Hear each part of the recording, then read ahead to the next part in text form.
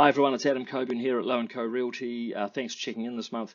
Today we're looking at the market data for the Wellington real estate market for the month of 2024. We're drawing the graphs and looking at the analysis and looking at the trends and so on over the last few months and few years. Today, unfortunately, there's no video because I'm at home with COVID, so it's a voice recording only. But in summary, folks, Wellington market has definitely been stagnating over the last few months. Values no different, stagnating. Throughout 2023, we saw a relatively strong market as a result of the fact that vendors had been on strike since September 2022. The low levels of stock and the expectation that interest rates had peaked or thereabouts, or roughly peaked, encouraged buyers to get out there and compete harder for the limited amount of stock coming to the market. Then after the election, the relatively good market conditions gave vendors confidence, and vendors came out of the woodwork, relatively speaking, in droves, and the increased number of new listings coming to the market again makes it more difficult, or relatively a bit more difficult again, to compete for the attention of buyers.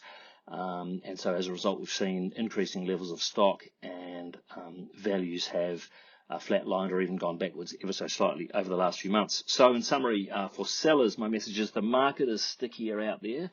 So if you are looking to sell, it is taking a bit longer. It is more important that you have your property presented well and priced properly. And message to buyers, make the most of these market conditions while they last, because nothing lasts forever. So let's look at the detail. Median sale price, March 2024, 820,000 versus 750 a year ago. That's up 9%. You can see there from the shape of the graph, we've been broadly stable since July 2022, trending up ever so slightly and slowly in the recent sort of 6 months or so. So yeah, up 9% over the last 12 months in particular. If you follow these videos, you know that I don't really pay too much attention to the median sale price, because it does reflect not just underlying values, which of course is the thing we're most interested in, underlying values themselves. It also reflects the mix of properties sold in that month. So it's not the best guide. The best guide for underlying values, I believe, is the Real Estate Institute House Price Index. So let's look at that. And here you have the league tables, and Wellington has had the auspicious privilege of leading these league tables in terms of the biggest drop since the peak, and that remains the case still, with a little bit of a downward movement again from the peak, so just down below 21% down in Wellington versus just a little over 20% down in Auckland and 14.5% across New Zealand. So Wellington still has currently fallen furthest out of any of the regions in the country since the peak in late-ish 2021.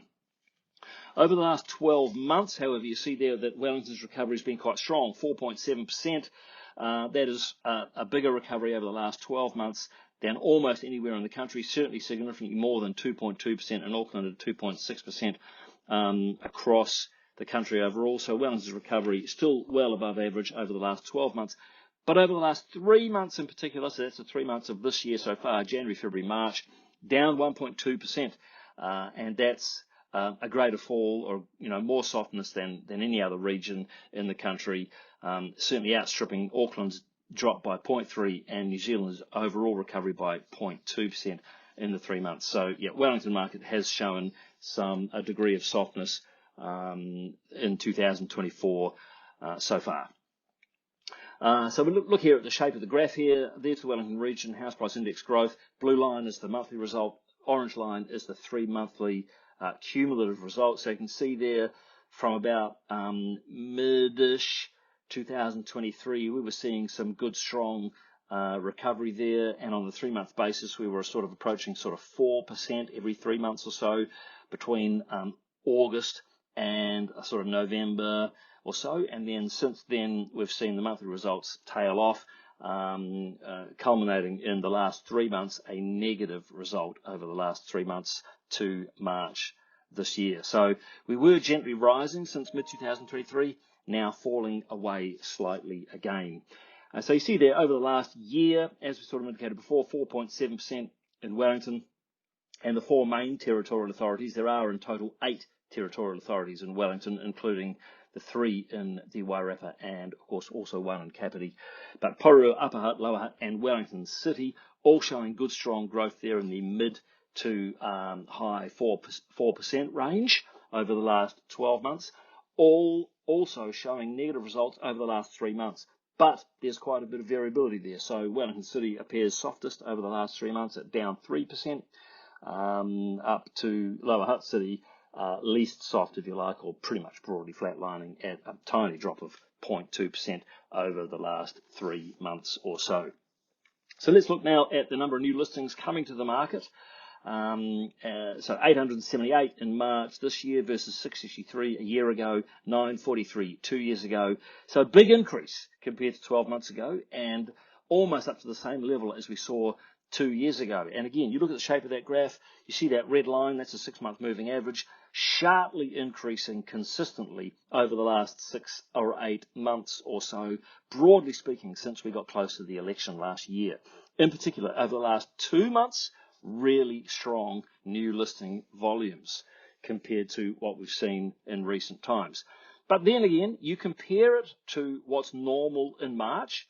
March average 856 since 2015, and our result for 2024, 878, barely greater than what's average over the last 15 years or so. So I suppose it's all relative, isn't it? So compared to what we saw in 2023, new listing volumes really quite anemic, and you see that red line there. Again, you see that red line is just dropping away consistently until we got to late sort of 2023, around that election time.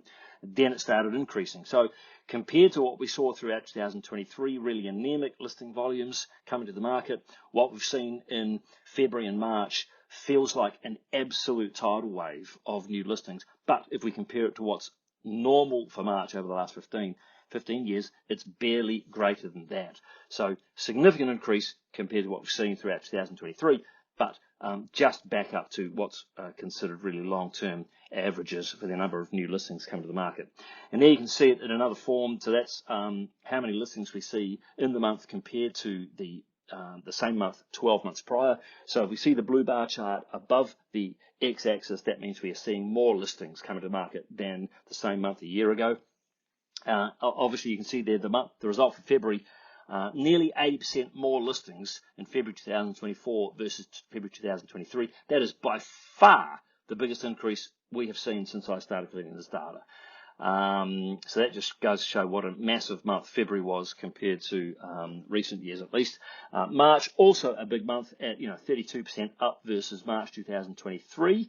About as big an increase on a 12-monthly basis as we've seen in any other time throughout the last 8 or 9 years or so, with the exception of February, which was just absolutely phenomenal. What about number of sales? So we have also seen increases in the number of sales taking place. In summary, not to the same degree as we've seen increases in the amount of new listings coming on. So 714 sales in March versus 609 and 619 1 and 2 years ago, respectively. So 17% more and 15% more than 1 and 2 years ago. So decent increases, just not huge increases like we've seen in the number of new listings. So again, you look at the pattern there as per the red line there. You can see we were at really quite low levels of sales since kind of middle 2022, and that was reasonably stable until recently. We have seen an increase there, but not an increase as steep and as consistent as the increase we saw in the amount of new stock coming to the market. And if you compare it to what's normal there, so March average 805 versus what we achieved 714 in March this year. So it's an increase on the last couple of Marches, but it's still quite some way short of what is normal for March at 805. And so there again, you balance that out. We've seen big increases in the new listings coming on. We've seen increases happening in the number of sales taking place, but those increases are not as dramatic, not as extreme. And so as a result, of course, you would expect to see the market getting tougher because we've got a lot more new supply coming on, and that is not being matched with the same degree of sales taking place. And that is essentially what the rest of the indicators are showing us. So how long is it taking to sell a property? 36 days versus 49 a year ago, 42 2 years ago. So down compared to 1 and 2 years ago, not as tough as that. but at 36 days, it's still longer than the average of 33. And you can imagine if you've got your property on the market, 36 days, that's 5 weeks, thereabouts. During the boom times, it was taking 3 weeks, 3.5 weeks, and so on. So you see there, look, it's by no means is it taking the same length of time as it took during the really tough time in the market, sort of mid to late 2022, throughout 2023, early 2023, and then throughout 2023, conditions got better. As I was saying, the buyers had to compete more aggressively for the stock, and so duration to sell came down, and we were hitting sort of 31, 32, 33 days, 36, more than then, longer than it was sort of 3 months ago, 6 months ago, but only just longer than the average for March at 33 days. So I guess I guess it's all relative. Compared to 6 months ago, 8 months ago, it's feeling like a bit of a tougher market. But if we compare it to what's normal, it's only just longer than normal. So on that basis, reasonably balanced. What about amount of inventory? So 13 weeks versus 16 a year ago and 17 weeks 2 years ago. So that's, again, a decent drop compared to 1 and 2 years ago. But again, if you look at the shape of that graph, we've seen inventory levels increasing. So again, compared to 6 months ago, this looks like the market has been getting tougher, and indeed it has. So it feels like a tough market out there. But compared to what's normal, which is 15 weeks, it's still below average. So on that basis, technically, still a seller's market. Doesn't feel like it though. So again, it's all that relative conversation. Again, 13 weeks versus 15, not far from normal, but compared to what's recent, it does feel tougher out there. Trade Me listings, as of about a week ago when I pulled all this data together, 3,040 in April versus 2,765 and 2,966 1 and 2 years ago. So a bit more than a year ago, barely more than 2 years ago. But the thing I find is really interesting here is you look at that blue, the bar chart again, and you can see in April, we had more supply on the market in Wellington region than we saw at the recent peak in 2022 after prices topped out sort of in the peak in Trade Me volumes, that is, in about May or so. We have got more supply than we saw back then. So it peaked right up there, and then vendors went on strike, and buyers had to compete harder for properties, and so the supply levels got eroded again, and they were coming down significantly, right down to sort of middle of 2023. Then as we hit springtime and the election, the amount of supply coming on increased. It wasn't matched by the amount of sales taking place, and so we are back up to stock levels on the market that exceed the previous peak. Indeed, it has been since middle 2015 since we have had more supply on Trade Me in the Wellington region than we have had recently in April. So, there is a lot of choice out there for buyers. So, as I say, buyers make the most of these conditions. And then you can see it in a different format.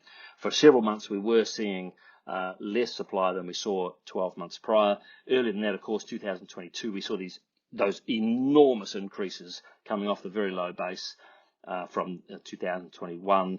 And again, very recently, we have seen more supply on the market than 12 months prior. And as I said before, back up to levels that we haven't seen since many, many years ago, back in 2015. So in summary, folks, Wellington values, they have plateaued and very recently have been a little soft again.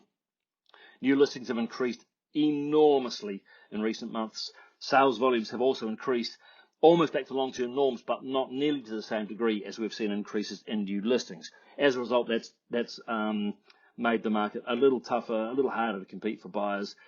Duration to sell is down recently, but back to sort of normal-ish for March, a little higher than normal, a little longer than normal, I should say. Inventory remains low-ish, not as low as we have seen over the last 6 months ago. So again, it feels tougher out there, but technically speaking, it's still less than the long-term average, which makes it just a seller's market on that basis anyway. Trade Me listings are back up above recent 2022 peaks. So it's been a long time since we've seen this many listings on the market in Wellington. Just to reinforce the message to sellers, the market is now feeling pretty tough again due to lots more stock, feeling tough compared to 6 months ago, but actually compared to long-term norms, I would call it reasonably balanced. buyers, these are better conditions than you've seen for some time. Make the most of them while they last. Big thanks, of course, as always, to Real Estate Institute and realestate.co.nz for all the source data. Appreciate you checking in. It's Adam here at Low & Co. If you do want individualised advice, then please reach out anytime. Happy to help. Adam at lowandco.nz. Otherwise, see you next month. Cheers.